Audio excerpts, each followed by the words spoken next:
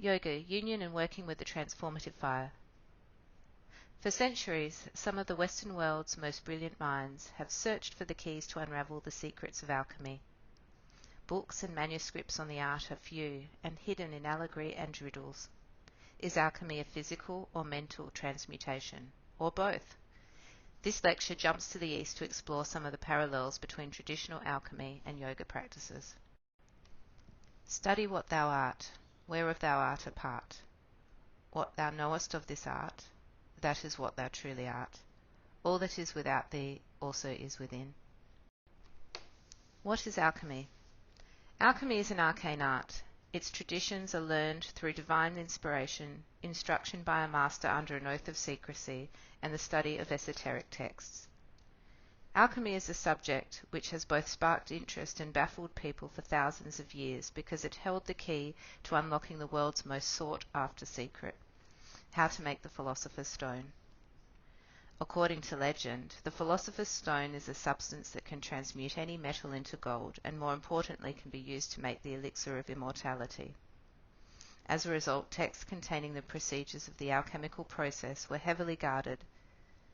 The classical texts of alchemy are rich in symbolism and steeped in allegory and metaphors to conceal secrets from the uninitiated reader who might profane the sacred art.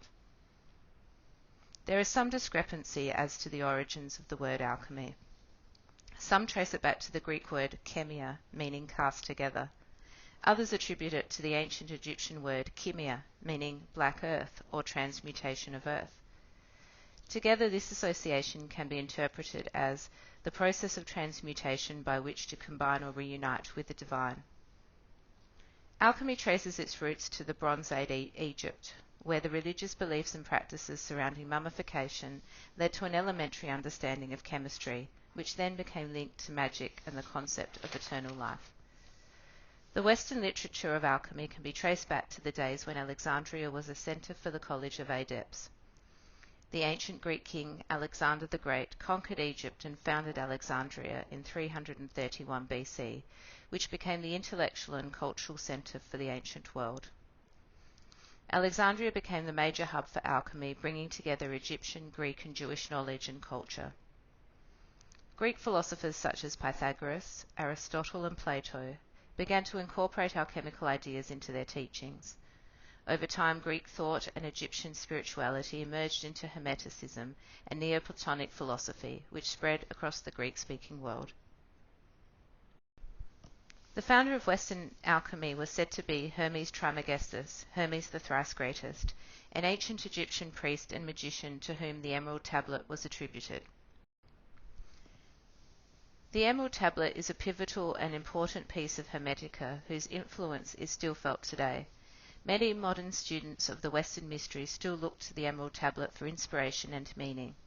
It is said that the Emerald Tablet is an emerald or green stone on which is inscribed the secrets of the universe. In it is stated one of the fundamental principles of alchemy.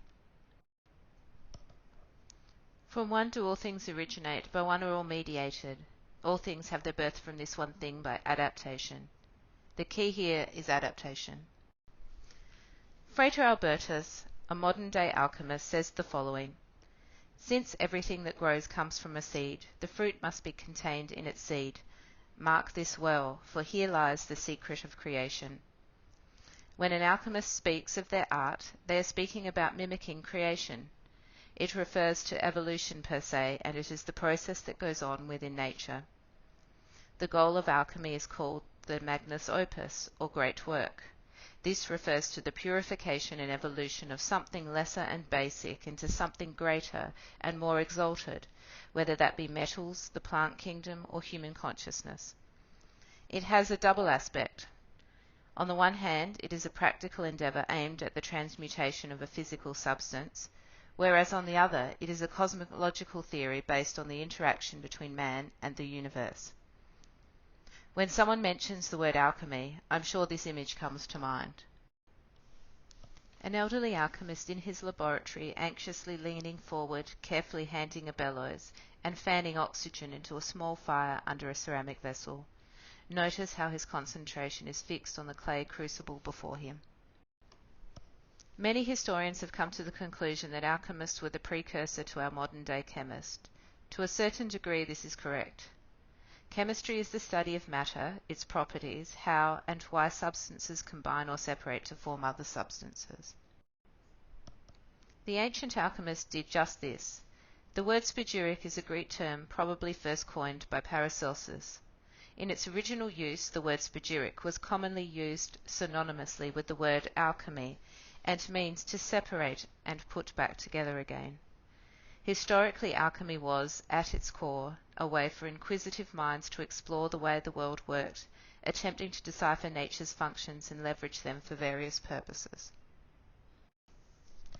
Transmutation literally means to transform and change. As mentioned before, when alchemists talk about transmutation, they are talking about a process which goes on before our eyes continuously in nature. Thanks in part to beliefs that ultimately went back to Aristotle and the Greek philosophers, alchemists thought that nature was always striving to perfect itself. And, since gold was considered the perfect metal, in part because it doesn't rust or tarnish, it was regarded as the be-all and end-all of metals. Their thinking was that all other metals would eventually turn into gold through natural processes and over a very long period of time. Keep in mind that the transmutation which takes place in nature may take thousands or millions of years to occur. However, if we understand the secret laws of nature, the laws that govern that process, the same thing may be achieved in a laboratory, using the right tools and equipment in a comparatively short period of time, and with the same results. The art of alchemy requires a good working knowledge of the functioning of the universe. This includes a thorough understanding of the planets, astrology, the elements, and the cycles in which they manifest.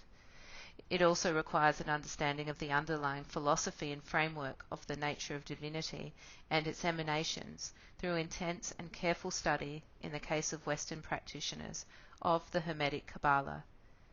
And just what kind of tools filled an alchemist's workspace? As depicted in various alchemical lithographs, we see an alchemist's experimental space function as a precursor to the modern scientific lab. Where we might expect to find beakers, microscopes, and computers in contemporary labs, we instead find instruments like crucibles, flasks, and alembics in the alchemical workshops. The principal piece of alchemical apparatus is called the athanor, or a furnace. The word comes from the Hebrew at-hanur, and means essence or spirit of fire. Eliphas Levi says, "We are all in possession of the chemical instrument, the great and sole athanor." In other writings, the athanor is described as a self-feeding, digesting furnace in which an equitable heat is maintained. The athanor is the furnace used by the alchemist to perfect matter. Built of brick or clay, the athanor usually was shaped like a tower with a domed roof and was designed to keep an even heat over long periods of time. The alchemist considered it as an incubator. The furnace has a double operation in magico-imagery conception. First, of course, it transforms through destruction or dissolution, but it also confirms and perfects through forging and annealing. As we have already discussed, alchemy has always had a dual nature. Consequently, what can be performed in a laboratory can also be performed in the human body. Therefore, symbolically, the athanor is also the human body and the fire of bodily metabolism that fuels our transformation and ultimate creation of a second body of light. Spiritual or inner alchemy is concerned with the transformation of the human soul from a state of baseness to one of spiritual enlightenment. In mystical terms, alchemy is symbolic of a conversion from the heavy lead and physical earthbound consciousness to the refined gold of the divinely inspired being. It creates a roadmap of internal energies that can affect the purification of the body, mind, and soul. In alchemy, we find a practice also found in yoga. In both these disciplines, certain exercises are used to control a secret fire, which in humans is said to be coiled at the etheric center associated with the sacral plexus, known as Kundalini. The concept of Kundalini is mentioned in the Upanishads. The Sanskrit adjective Kundalin means circular and refers to a serpent. It was adopted as a technical term in Hatha Yoga during the 15th century. The term Kundalini became synonymous with the force which originally rests at the base of the spine, described as being coiled like a serpent. Kundalini is a latent, innate spiritual power. Various practices like pranayama, bandhas, mantra recitation, and forms of tantric ritual are used to awaken this spiritual power, which is then used to undergo spiritual liberation. This power is raised stage by stage through all 7 interior metals, the 7 chakras. When the channels are unblocked by the action of yoga, the energy of the Kundalini uncoils and rises up the Sushumna, likened to the middle pillar of the Western philosophy, from the base of the spine. The result of these practices is the production of a vehicle capable of receiving and transmitting influxes of certain forms of energy which the ordinary human body cannot withstand, and gives rise to modes of consciousness above the ordinary human perception. Kundalini has been described as liquid fire and liquid light. The ultimate outcome of Kundalini is the union of will, knowledge, and action. It is worth noting that these exercises are not designed for those with little or no practical, esoteric, or yogic experience, and working with the secret fire is generally something which is undertaken only after foundational work has been completed. What is yoga? The Sanskrit word yoga means union or oneness. Many times this is translated into the union of body and mind, which is certainly an essential part of yoga, but it also means the unifying of other things such as breath and energy, hard and soft, and body and soul. Union of the individual consciousness with the universal consciousness, known as samadhi. Samadhi is the 8th and final step on the path of yoga, as defined by Patanjali's Yoga Sutras. In yoga, samadhi is considered to be the state in which the individual and universal consciousness unite. The spiritual significance of samadhi is profound, since it encompasses self-realization and symbolizes the ultimate connection with the divine. In writing this lecture, I had to pause here and ask myself the question as to whether in fact yoga was the practice or the outcome.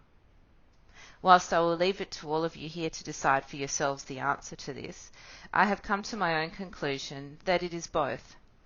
Yoga practice, breathwork, asanas, postures, etc., are a means to an end, but they are also the end. To illustrate this, I will draw on some Kabbalistic correspondences. The Sanskrit noun yoga is the root of our word yoke, to bind together. Those of you with some familiarity with Kabbalah may make the connection between the concept of yoke and the 12th letter of the Hebrew alphabet, lamed, which means as a verb to teach and instruct, and as a noun identical with the Hebrew letter name, lamed symbolizes an ox goad, the ancient tool for controlling and directing oxen.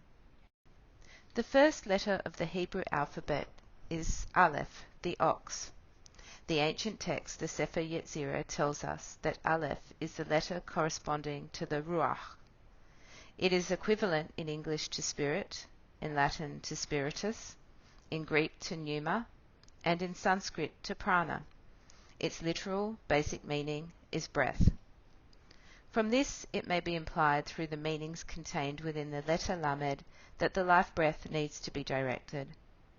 At its heart, yoga is more than just flexibility or strength in postures. It is the management and directing of prana, the vital life force that animates all levels of being. What is prana? Prana can be translated from Sanskrit as life force energy, vital energy, breath of life, spirit energy, or vital principle. This term is used in yogic teachings and refers generally to the manifest energy of the entire universe. This original creative power is constantly flowing around us and through us. As breath is evidence of life, it is considered the most subtle form of prana in our bodies. Consequently, a duality arises with the prana being the energy of consciousness and the prana being responsible for regulating all of our body's physical functions. Prana is the connecting link between the material world, consciousness and mind. According to yogic understanding, prana or life force is present and distributed through an intrinsic network of rivers called nadis. The flow of prana distributes its energy through the body based on the quality and capacity of the nadis and the chakras. The three nadis. In yogic philosophy, there are three nadis that run vertically through the body. For those of you familiar with the Kabbalistic tree of life, these nadis can be likened to the three pillars. The Ida Nadi, the pillar of severity. The functions of the Ida Nadi are anabolic in nature. Corresponding to the moon, the Ida Nadi is cool in nature, nourishes the body and mind. It controls all mental processes and energizes the emotions. It is responsible for the feminine, auspicious, and easy, smooth activities of our personality. The Pingala Nadi, the pillar of mercy. The functions of the Pingala Nadi comprises body growth and catabolic activities. Corresponding to the sun, the Pingala Nadi is warm, active, and stimulating in nature, hence maintains the body temperature. The Sushumna Nadi, the middle pillar. Sushumna Nadi is situated at the center of the spinal cord, in between the Ida and Pingala Nadi. It is considered to be the most gracious, spiritual, and hidden channel originating at the base of the spine. The Ida and Pingala Nadis spiral around the Sushumna Nadi, resembling the double helix of the human DNA.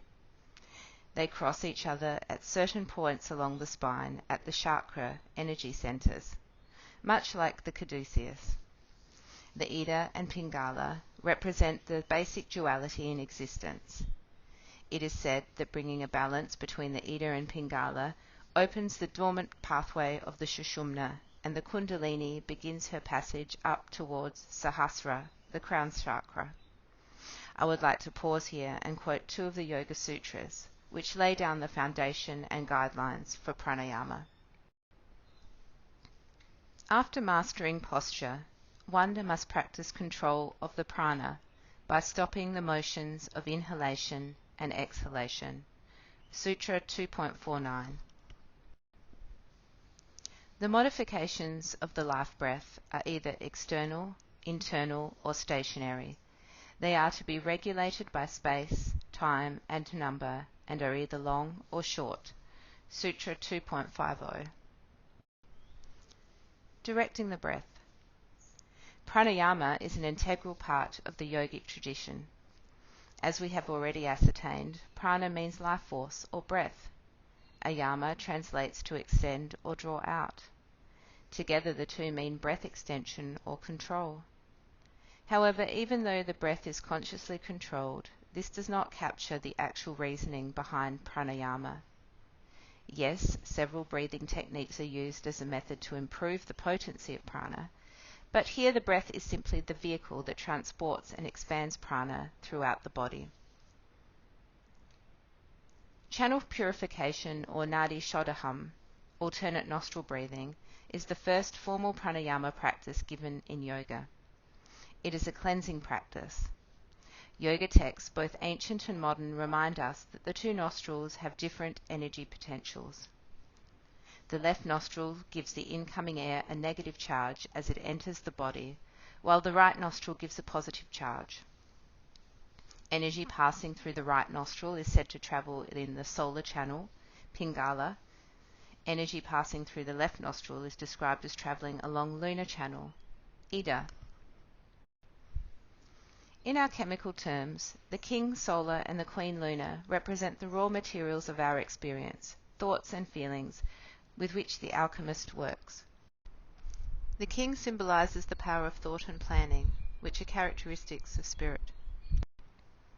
The queen stands for influence of feelings and emotions, which are ultimately the chaotic first matter of the soul. Once the channels have been cleansed, they are ready to undertake the next step in pranayama. The word Agni is used in many contexts in Hindi, ranging from fire in the stomach, the cooking fire in a home, the sacrificial fire in an altar, the fire of cremation, the fire of rebirth, the atmospheric fire in lightning, and the celestial fire in the sun. In the yoga practice, Agni commonly refers to the subtle pranic force of the fire element. It is the name given to the fire in the body which burns through our limitations and ignites inner change. It is the fire of transformation. Fire was also very important to alchemists. They believed it was the primary agent of transformation. According to Fulcanelli, all our purifications are done in fire, by fire, and with fire. Activating the Agni or inner fire involves the use of Kapalabhati or breath of fire. It is a powerful pranayama practice that creates physical heat which stokes the inner fire. Active exhale helps to wake up your sleeping Kundalini, which sits somewhere at the base of the spine at the Saturn center. Breath is powered from the navel and the solar plexus. The process involves sitting in a lotus position with hands resting on the knees, fingers in Jhana Mudra. It is this mudra which connects us to our higher self.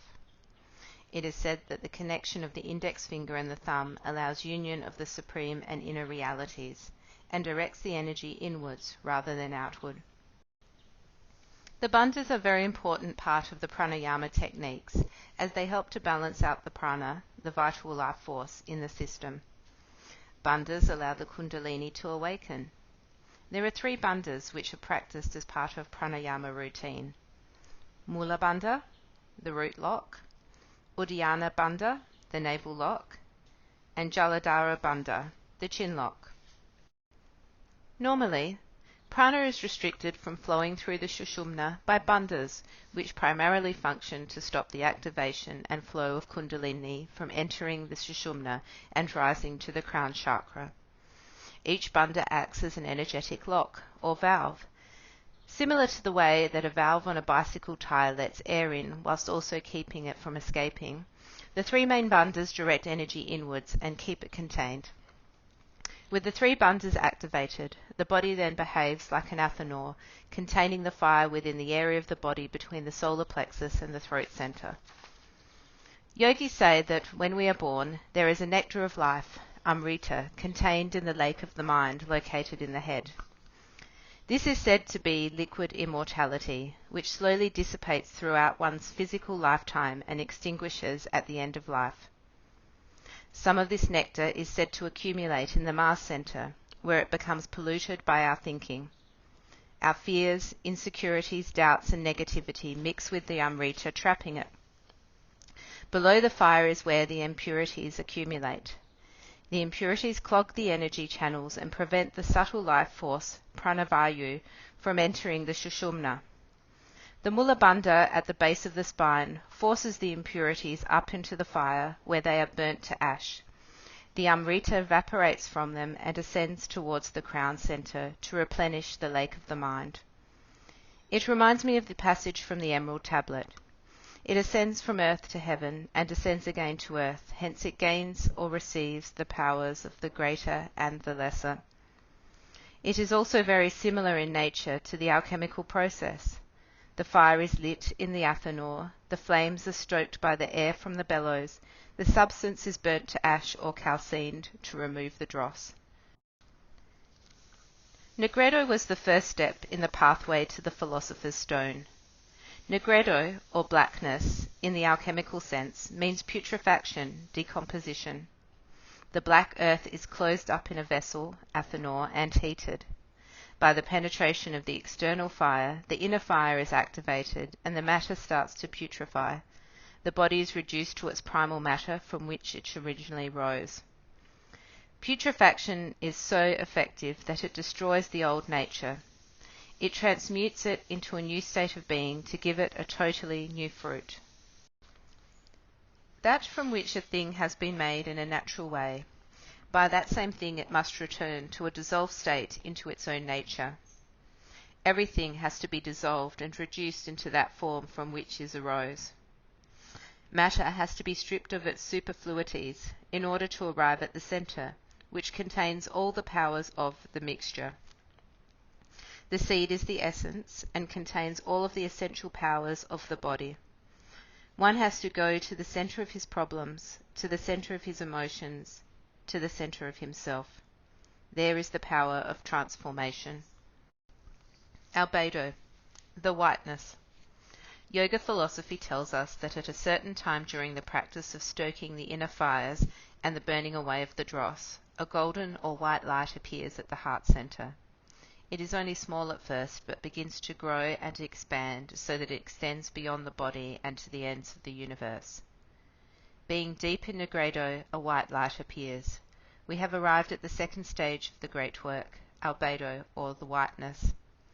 The alchemist has discovered within himself the source from which his life comes forth, the fountain of life from which the waters of life flows forth, giving eternal youth. Aphrodite, or Venus, as the morning star, is a central image for the albedo phase of the great work. As Aphrodite is born from the sea, she is the guide through the fearful world of the unconscious. The alchemist descends into these depths to find the prima materia, or first matter. Rudebo, the redness. If we continue to focus on the golden white light at the heart center, eventually, if we listen very closely, we will hear the sound of the universe. Om is both a visual symbol and a sacred sound or mantra, which can be heard and spoken. The syllable is composed of 3 sounds, A, U, M, Om. The Upanishads tell us that Om is what has been, what is, and what shall be. Om is the primordial seed of the universe. In yoga traditions, rubedo corresponds with the unification of the spirit of man, called Atman, with Brahman. Atman is part of Brahman. Brahman is the soul of all.